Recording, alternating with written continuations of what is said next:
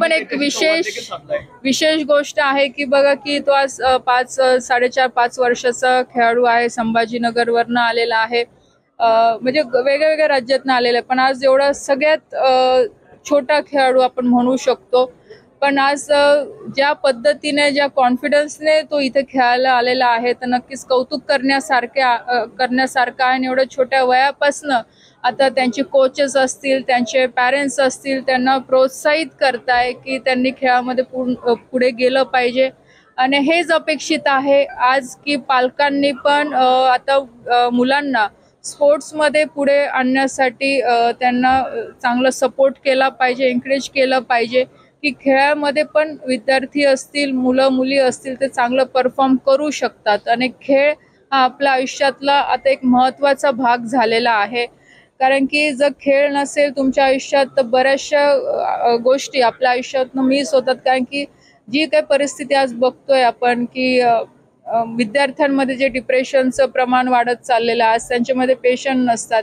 पण खेळ एक असं सेक्टर आहे की ज्या माध्यमातून विद्यार्थी हारणं जिंकणं शिकतात, ग्रुप मॅनेजमेंट शिकतात, टाईम मॅनेजमेंट शिकतात आणि त्याचबरोबरने हेल्थ कॉन्शियस पण राहतात. तर त्यांचं लाईफ सायकल पण चांगलं करायसाठी खेळ हा खूप महत्त्वाचा आहे आयुष्यामध्ये. आणि पालकांनी मुलांना, विद्यार्थ्यांना याच्यामध्ये पुढे आणण्यासाठी सपोर्ट. 500 पेक्षा जास्त खेळाडू या ठिकाणी देशभरातून सहभागी झाले. नक्कीच आज आपल्या जळगावसाठी खूप मोठा दिवस आहे की आज नॅशनल चॅम्पियनशिपचं जे आहे चेसचं जे आपल्या जळगावमध्ये होतं आहे. आणि जसं तुम्ही सांगितलं की जवळपास 500च्या जवळपास इथे सगळे खेळाडूंनी पूर्ण देशभरातनं वेगळ्या राज्यातनं आलेले आहे. आणि 500च्या जवळपास खेळाडूंनी याच्यामध्ये पार्टिसिपेशन केलेलं आहे.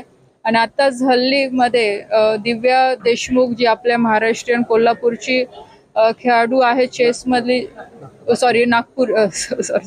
दिव्या देशमुख ही आपली महाराष्ट्राची नागपूरची खेळाडू आहे, ती पण आता वर्ल्ड चॅम्पियनशिप जिंकलेली आहे.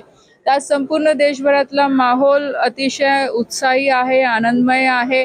आणि चेसमध्ये खूप चांगल्या पद्धतीने आता इंडिया परफॉर्म करायला लागलेला आहे. आणि पूर्ण जगासमोर एक चांगला संदेश द्यायचं काम आपण चेस चॅम्पियनशिपच्या माध्यमातून करतोय. कारण की शेवटी चेस हा बुद्धिबळाचा गेम आपल्याला सगळ्यांना माहीत आहे.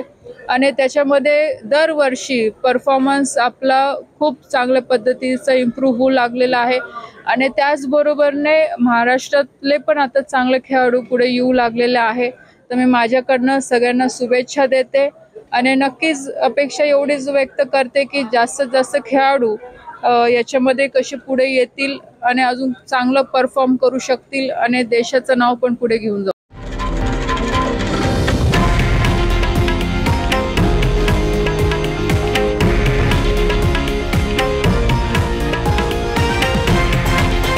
हे आहे देशातील नंबर 1 न्यूज नेटवर्क आणि आपण पाहत आहात TV9 मराठी, एकमेव.